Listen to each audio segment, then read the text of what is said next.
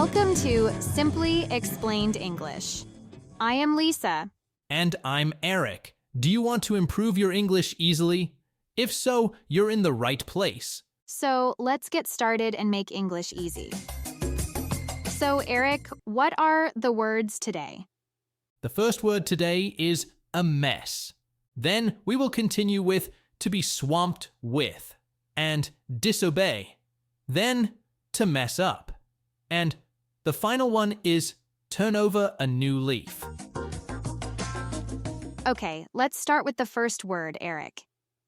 The first word today is a mess. A mess. A mess. A mess is a noun, and it describes a situation or place that is not clean or organized. When something is a mess, it means things are out of place, disorganized, or dirty. Yes, mess can refer to a physical space like a room or a desk, or even a situation that is confusing and not well organized. And actually, there's a related word, messy. Messy is the adjective form of mess. So if a room is a mess, we can say, the room is messy as well. Exactly. Let's break it down with some examples. After the party, the living room was a mess with cups and food everywhere. It means that after the party, the living room was very dirty and disorganized. We could also say the living room was really messy. That's a good example. Here's mine. The kids made a mess in the living room after playing with their toys all afternoon. It means that after the kids played, the living room became disorganized and messy. There were toys everywhere. So we say the room was a mess. Perfect. So, as you can see, mess is used to describe something that is not in order, whether it's a place, an object, or even a person's appearance. And if you want to describe it with an adjective, you can use messy. Yes, and we can also use mess to describe a situation. For example, if things are not going well or there's confusion, we can say, this situation is a mess, or even this situation is messy. Exactly. Now, let's hear a short dialogue to show how mess is used in conversation. Wow, we really made a mess with all these papers and books everywhere. Yeah, we should clean up. It's hard to find anything when it's such a mess. Everything is so messy. Agreed. Let's organize everything before we leave. In this dialogue, we see how to use both a mess and messy. So, Eric, what would you say about the word? Is it common, informal, or formal? Oh yes, a mess is very common. People use it all the time when talking about their homes, their desks, or even their personal situations. It's informal and simple, so it's great for casual conversations. The word messy is just as common. You hear people use it to describe messy kitchens, rooms, or even messy situations. I agree. It's very versatile and can be used in different situations. You can talk about making a mess, cleaning up a mess, or even describe something that's confusing as a mess. And don't forget, if you want to use an adjective, messy works just as well. Well, we have explained the word mess pretty well, I think. Yes, Eric. So what is the next word? The second word is to be swamped with. To be swamped with. To be swamped with. To be swamped means to have too much work, often more than you can handle. When we say someone is swamped, we mean they are very busy and have a lot to do. Exactly. Let me give an example sentence. I can't go out tonight. I'm swamped with homework. It means that the person has too much homework and is too busy to go out. Good explanation. Now it's your turn, Lisa. Can you give us another example? Sure. Here's another example. The office is swamped with orders this week. It means that the office has received many orders and is very busy trying to deal with them all. Now, let's talk about how to use this phrase. We often use be swamped, followed by with, and then what we're busy with. For example, I'm swamped with work, or we're swamped with customers. Good point. Now, let's hear a short dialogue using the phrase, be swamped. Hey, John, can you help me with this project? I'm sorry, Sarah. I'm swamped with reports right now. Oh, I see. Are you always this swamped? Not always, but this week is particularly busy. The boss gave me 3 urgent reports to finish. Wow, you are really swamped. Let me know if you need any help later. That was a good example, Eric. It shows how we use be swamped to describe being very busy at work. Yes, and it also shows that being swamped is often a temporary situation. Absolutely. So, Eric, what would you say more about swamped? Well, firstly, it's quite common, especially in work situations, or when talking about busy times in our lives. And it's semi-formal. We can use it in professional settings, but it's not very formal. It's also common in casual conversations. Yes, it can be used sometimes in informal situations as well. Is there anything to add, Eric? Well, it's a vivid way to express being very busy. It helps learners describe overwhelming situations more colorfully than just saying, I'm busy. Exactly. Well, I think we've explained be swamped pretty well. Shall we move on to our next word? Let's do that. The next word we're going to explain is disobey. Disobey. Disobey. Disobey is a verb, and it means not to follow rules or instructions. When you disobey someone, you don't do what they tell you to do. It's the opposite of obeying. If you don't listen or follow the rules, then you are disobeying. Let's look at the first example sentence. The student disobeyed the teacher by talking during the lesson.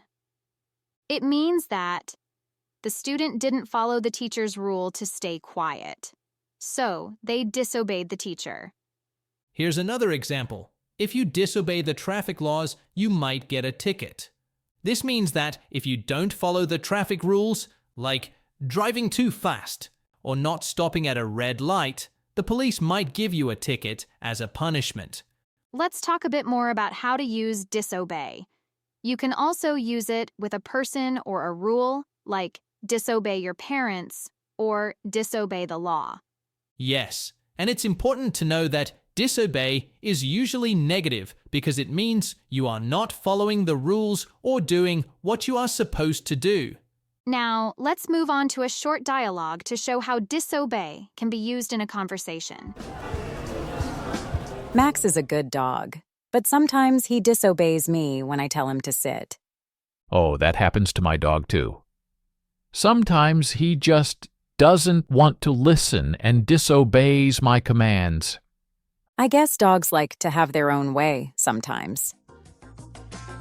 In the dialogue, Emily says that her dog disobeys her when she tells him to sit.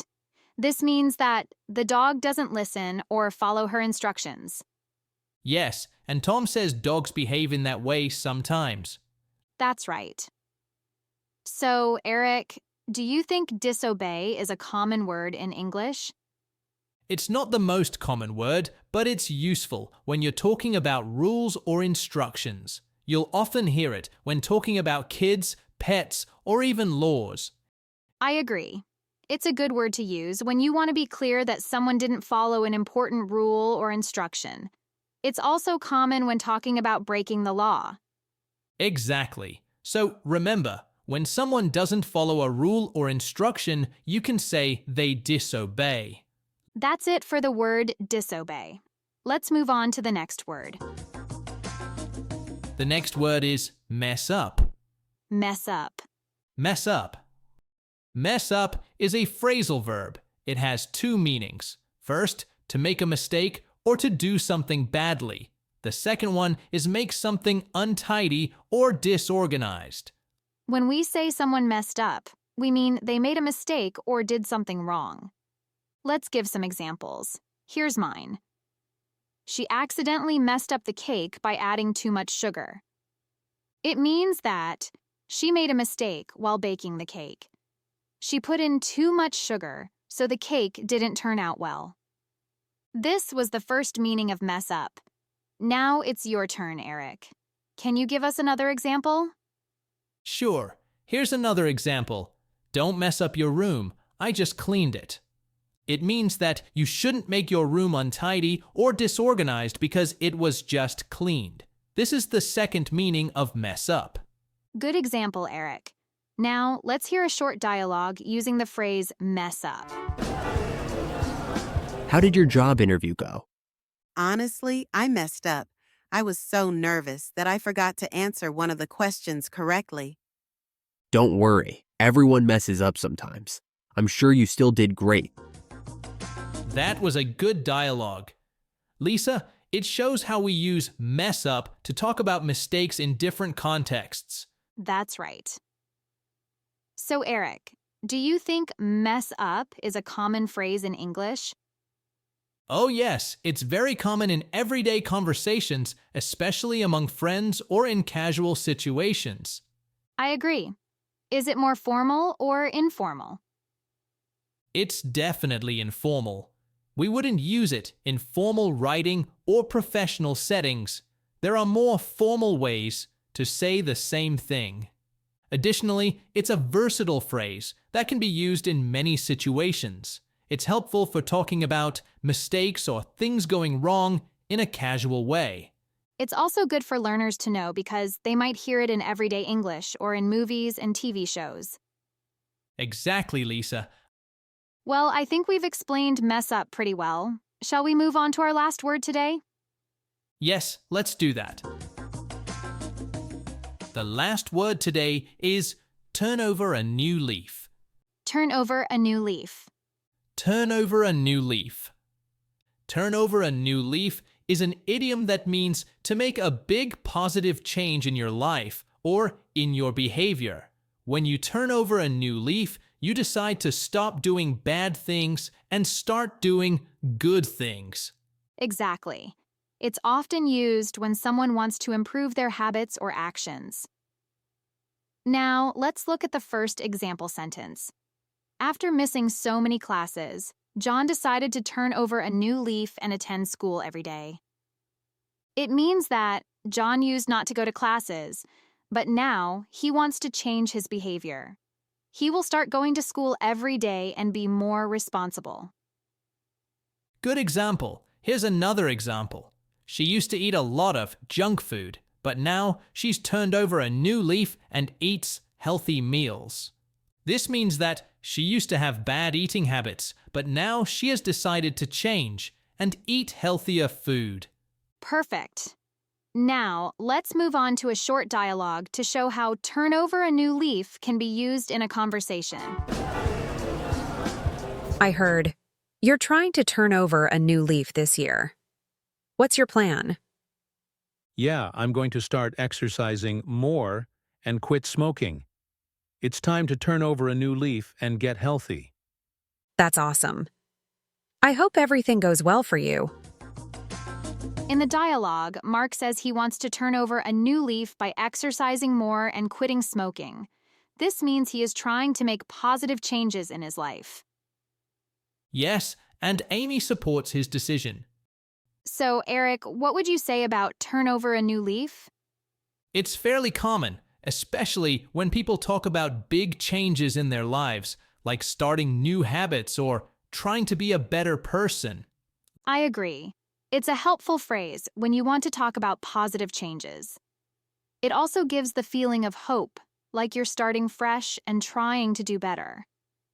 Exactly. So remember, when you or someone else is making a positive change in life or behavior, you can say they are turning over a new leaf. Well, that's it for today's episode of Simply Explained English. We hope you found the words helpful and the explanations easy to understand. Thanks for listening. Keep practicing your English. And stay tuned. Bye for now.